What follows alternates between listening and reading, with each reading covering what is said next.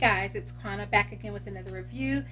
It is Wednesday, so I'm here to talk all about This Is Us Season 5, Episode 3, entitled Changes. For some reason, I have to go back through my notes. Episode 3 has always kind of felt like a very sleepy episode for This Is Us, and last night was no exception. I did feel like the pace of this was incredibly slow, and while it did give us a little bit of movement in some of the development of the storylines, on the whole, it left me wanting more. But let's talk about it. So, this episode is entitled Changes, and we are in the past and we are in the present, and we're in a weird timeline where we don't really know what it is. So the episode starts out with this little Vietnamese girl who is fishing with her grandfather, and she's basically just talking about how she's hungry and the fish are taking too long, and he's telling her to be patient. And I feel like that was a nudge to us, the audience, from the writers, like, be patient, this storyline that we're giving you is going to take some development. And of course we know that the big thing that everybody was waiting to find out more information about from last episode was about Laurel, Randall's birth mother, the fact that she was actually alive. Spoilers for that, for all of This Is Us, by the way. Forgot to disclaim that. So if you stuck with me this far, go ahead and hit the like button because it's about to get really juicy. Okay, so anyhow, so we get this granddaughter and grandfather fishing, and they're Vietnamese.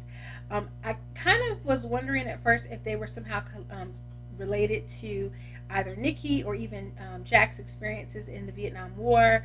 We do know that there was that woman that he was kind of romantically attached to that we saw in the flashback episodes, and so I thought maybe there was a connection there, and there still could be, because This Is Us, so there still could be a connection to Jack, but we find out how they're connected a little bit in the storyline at the end of the episode.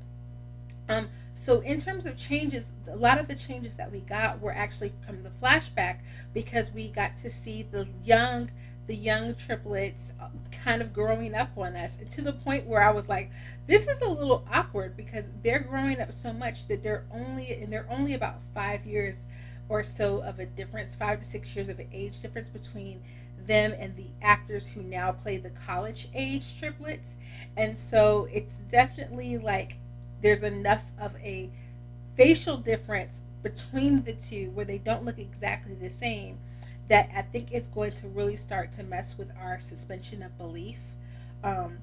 And it's going to be awkward. So I'm wondering if they're going to start phasing the younger kids out, which would make a lot of sense for them to start phasing them out at this point.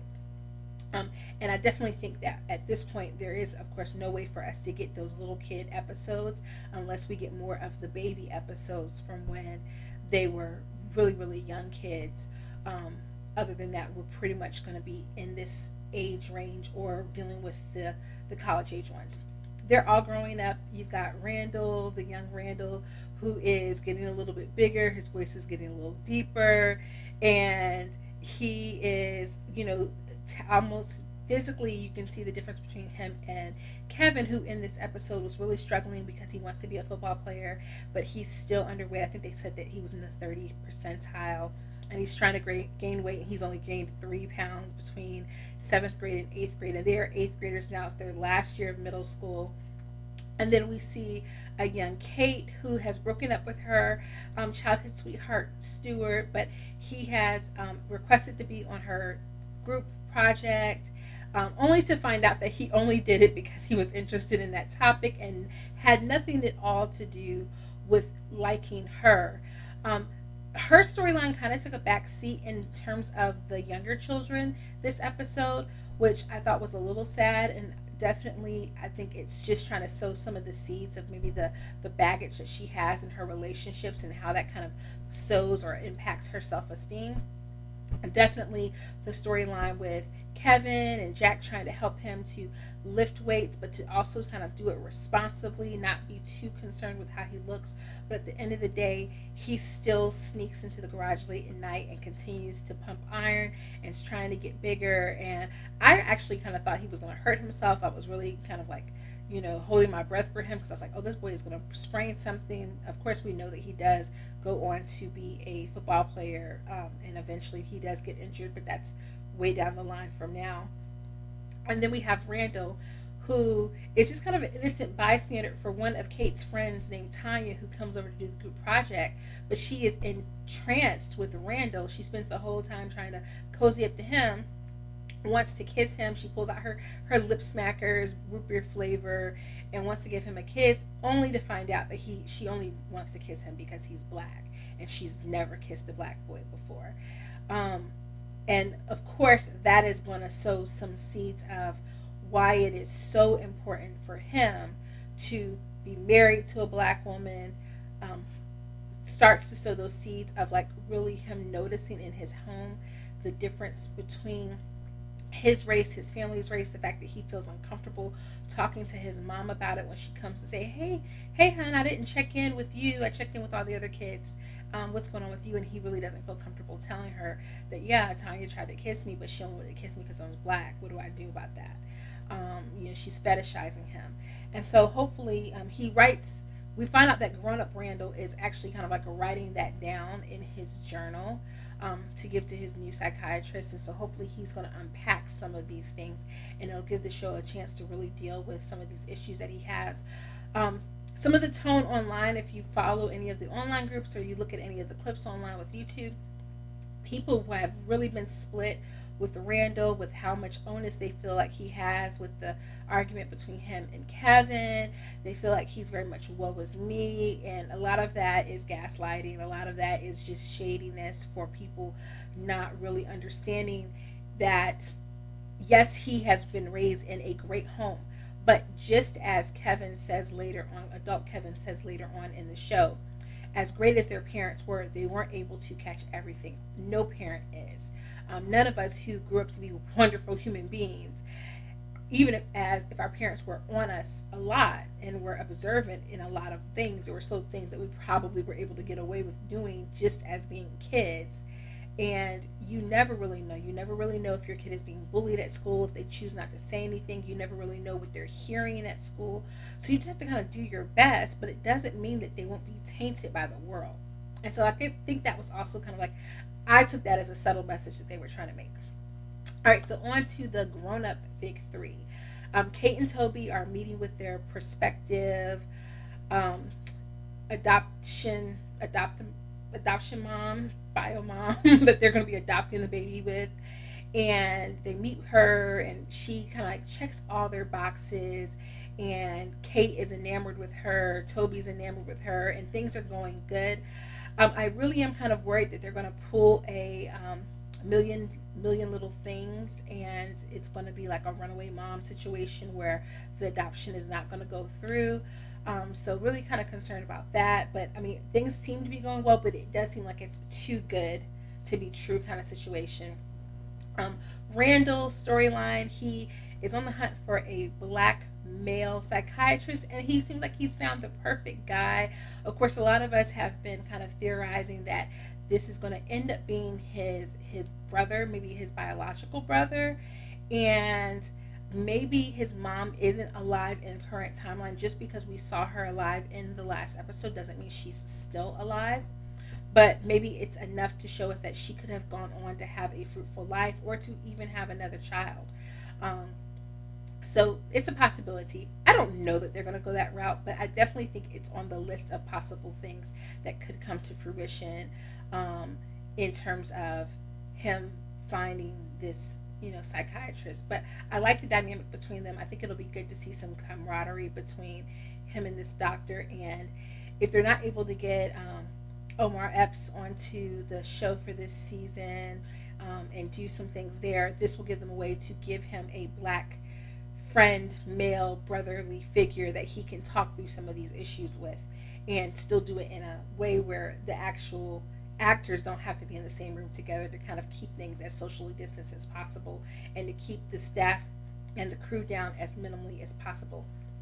But along with that going on, Beth is having trouble with the girls. They have teens in the home, and things do not are not going well. They're moody, they're cranky, they're girls. It's three of them. And we find out that Tess has made a risque, it was NBC risque. So it was like watching an old school Saved by the Bell episode where like they're doing drugs, but like you only see like a piece of a drug at one time, or where the drugs that they're using are caffeine pills. um Tess makes this risque video where they're cussing out or saying screw you to the principal and to one of the teachers who's been like touching her hair and things like that, and she name dropped Solange. So I was like, hey.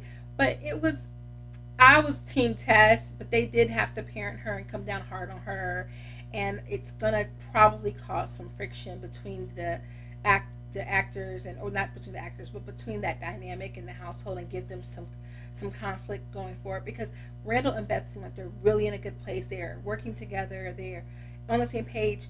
But in some ways, Tess is really acting out the anger that is bottled up inside of Randall, and Randall has to just hold all of that in.